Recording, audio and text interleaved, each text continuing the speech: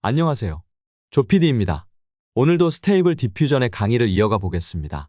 저의 강의는 초반에 최대한 초보자의 입장까지 생각하면서 진행하다 보니 이미 초보 수준을 벗어난 사용자분들한테는 다소 답답하게 느껴질 수 있습니다. 그래서 중간중간에 중급 사용자분들에게도 도움이 될 만한 팁을 최대한 추가하여 많은 시청자분들에게 도움이 될 수 있도록 구성하였습니다. 오늘은 텍스트 투 이미지 부분을 샅샅이 파헤쳐 보겠습니다. 텍스트 투 이미지는 스테이블 디퓨전의 가장 기본적인 이미지 생성 방식입니다. 말 그대로 텍스트 프롬프트를 이용하여 이미지를 생성하는 방식입니다. 우선 텍스트 투 이미지에서 가장 중요한 텍스트 프롬프트에 대해서 알아보겠습니다. 텍스트 프롬프트는 가장 기본이 되면서 가장 중요한 요소입니다. 프롬프트를 신중하게 제작하고 최적화함으로써 보다 정확하고 관련성이 높은 매력적인 결과물을 생성할 수 있습니다. 저는 프롬프트를 구성할 때 크게 4가지 분류로 나누어 제작합니다. 프롬프트는 입력하는 순서에 따라서 생성되는 이미지도 영향을 받습니다. 중요하게 생각하는 프롬프트를 앞에 적어주면 본인이 원하는 이미지와 더욱 흡사하게 제작될 수 있습니다. 그래서 저는 이렇게 분류를 나눈 후 이 순서대로 프롬프트를 입력합니다. 첫 번째 줄에는 제가 가장 중요하게 생각하는 퀄리티와 해상도 관련 프롬프트를 넣어줍니다. 두 번째 줄에는 인물과 관련된 프롬프트를 넣고, 세 번째 줄에는 배경 관련 프롬프트를 넣고, 마지막 줄에는 로라를 추가해줍니다. 같은 키워드들을 입력하더라도 순서에 따라서 전혀 다른 이미지가 생성되기도 합니다. 이만큼 프롬프트의 순서도 꽤 중요한 역할을 합니다. 또한 이렇게 순서를 정하고 프롬프트를 입력하면 수정할 때도 수정할 키워드를 빠르게 찾을 수 있다는 장점이 있습니다. 저는 많이 사용하는 프롬프트를 정리하여 만든 프롬프트 사전이 있는데 이것도 설명란에 공유 드리도록 하겠습니다. 사전은 엑셀로 정리되었으며 각각 퀄리티와 테마, 캐릭터, 인물, 의상, 네거티브 시트로 나뉘어져 있습니다. 우선 퀄리티와 테마 시트에서 필요한 해상도 관련 프롬프트를 복사합니다. 프롬프트 사전에서 복사한 프롬프트들을 프롬프트 입력란에 하나씩 붙여 넣어줍니다. 퀄리티와 해상도 프롬프트는 이 정도로 채워줍니다. 다음은 캐릭터와 인물을 입력할 차례입니다. 사전에서 캐릭터와 인물 그리고 의상 3개의 시트에서 각각 필요한 부분을 복사하여 사용하면 됩니다.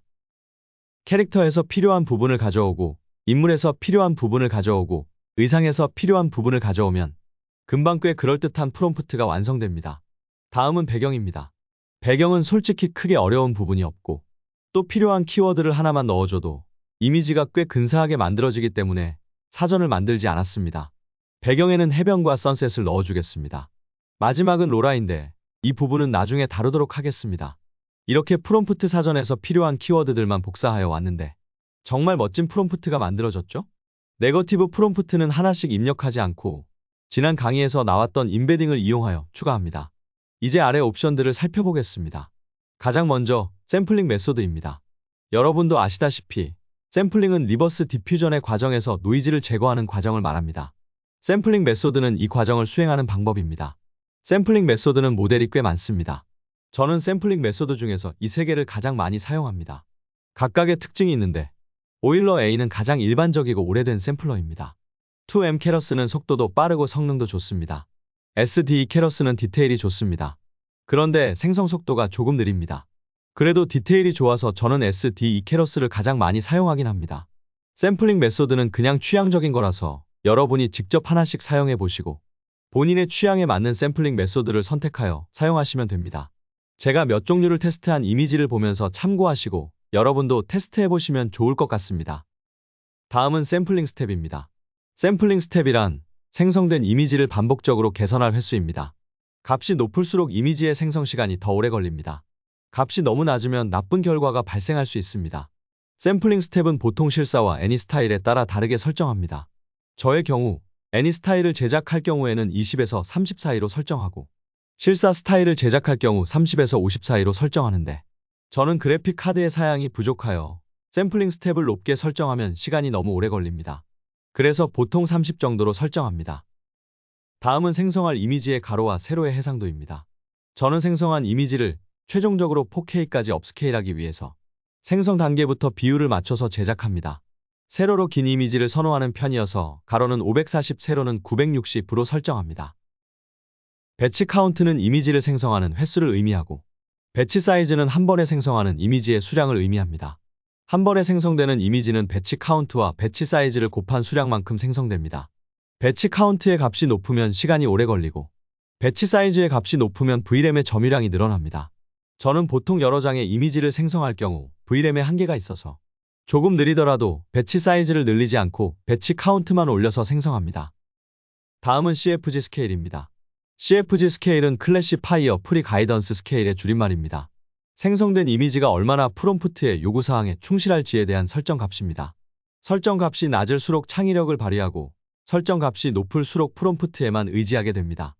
특별한 경우를 제외하고 저는 항상 디폴트 값인 7로 설정합니다. 다음은 시드입니다. 시드는 난수 생성기의 출력을 결정하는 값입니다.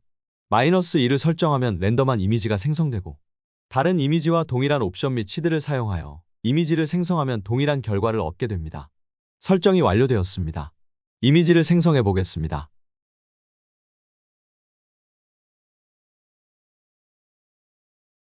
이미지가 생성되었습니다.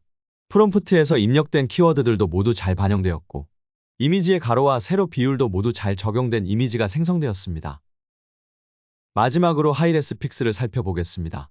하이레스 픽스는 클릭하여 펼치면 자동으로 체크되어 활성화되고 다시 클릭하여 접으면 자동으로 비활성화됩니다.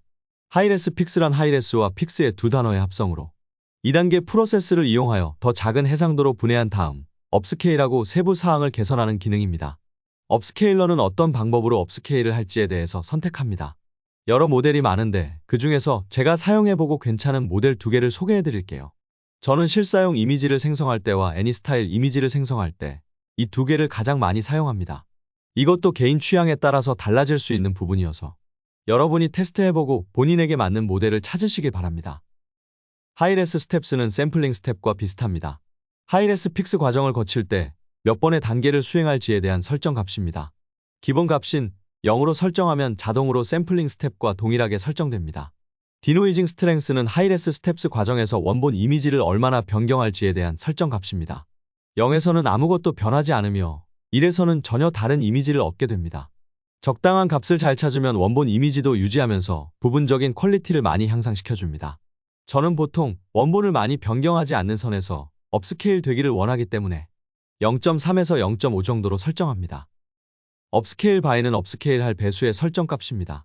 리사이즈 위스와 하이는 직접 해상도를 입력할 때 사용합니다. 업스케일 바이를 설정하면 리사이즈가 비활성화되고 리사이즈의 가로와 세로의 해상도를 설정하면 업스케일 바이가 비활성화됩니다. 이제 이미지를 생성해 보겠습니다. 원본과 하이레스 픽스한 이미지를 비교해 보겠습니다. 디노이징 스트렝스의 값에 따라 원본이 많이 변형되는 걸 확인할 수 있습니다.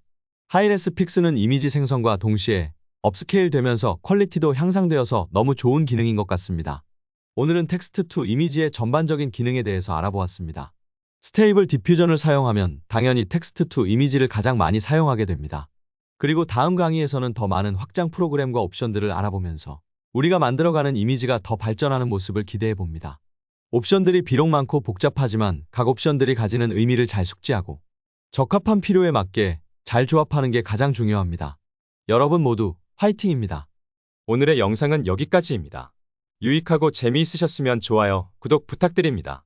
앞으로 더욱 발전된 영상으로 찾아뵙겠습니다. 감사합니다.